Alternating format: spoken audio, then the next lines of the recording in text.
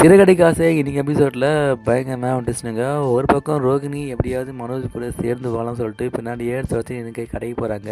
ஏன்டி உள்ள வந்தேன், வெளியே போடி, கோர்ட்டில் எனக்கு அசிங்கம் எடுத்துட்டு இங்கே எதுக்கு வந்தேன், எல்லாம் மனோஜ் உனக்கு எனக்கும் தீக்கு எனக்கு கடன் ரொம்ப இருக்குது, நான் உனக்கிட்ட அவனை சீக்கிரம் போக மாட்டேன், இல்லை உனக்கு எனக்கும் டைவர்ஸ் ஆகுது, வெளியே போடி. யார் சொல்கிற டைவர்ஸ் ஆக போகுது பார்த்தியா, கடைசியில் நீ தான் அந்த மணிக்கு காசு அப்படின்னு சொல்லிட்டு அந்த கேஸை உடச்சி வெளியே வந்தேன் பார்த்தியா, ஒன்று என்கிட்ட வந்து யாராலும் பிரிக்க முடியாது மனோஜ் சொல்லிட்டு ரொம்ப கேவலமாக சிரிச்சுன்னு பாய் சொல்லிட்டு போகிறாங்க.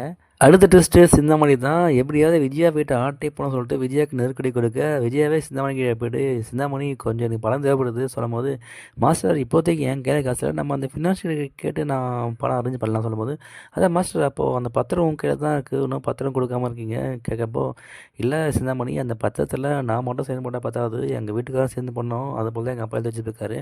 அதான் மாஸ்டர் நீங்கள் சொன்னீங்களே உங்கள் பையன் சைன் பண்ண கொடுப்பான்னு, அதனால இந்த லூஸ் மாடல் என்ன பண்ணாரு, அவங்க அப்பா சைன் போலே நைட்டெல்லாம் உட்காந்து சைன் போட்டு எல்லாம் பேப்பரை கிழிச்சு போட்டு கடைசியில் பேங்க்கில் போய்ட்டு சைன் போட்டு அந்த பத்திரத்தை வாங்கிட்டு அந்த ஃபினான்ஸ் கிட்ட கொடுத்துருவாங்க. இனிமேல் தான் அந்த வீட்டில் ஒரு பெரிய பூங்கா வெடிக்க போகுது. இந்த சீல் வச்சு பார்க்கும்போது கெட்டவங்கெல்லாம் ஜாலியாக சிரிச்சு தான் இருக்காங்க, நல்லவங்க தான் பாவம் அழுதுனே இருக்காங்க. உங்களோட கருத்துக்களை இந்த கமெண்ட்டில் போஸ்ட் பண்ணுங்கள். இந்த வீடியோ பிடிச்சி லைக் பண்ணுங்கள், அப்புறம் சேனலும் சப்ஸ்கிரைப் பண்ணுங்கள். நம்ம நாளைக்கு பார்க்கலாம் மக்களே.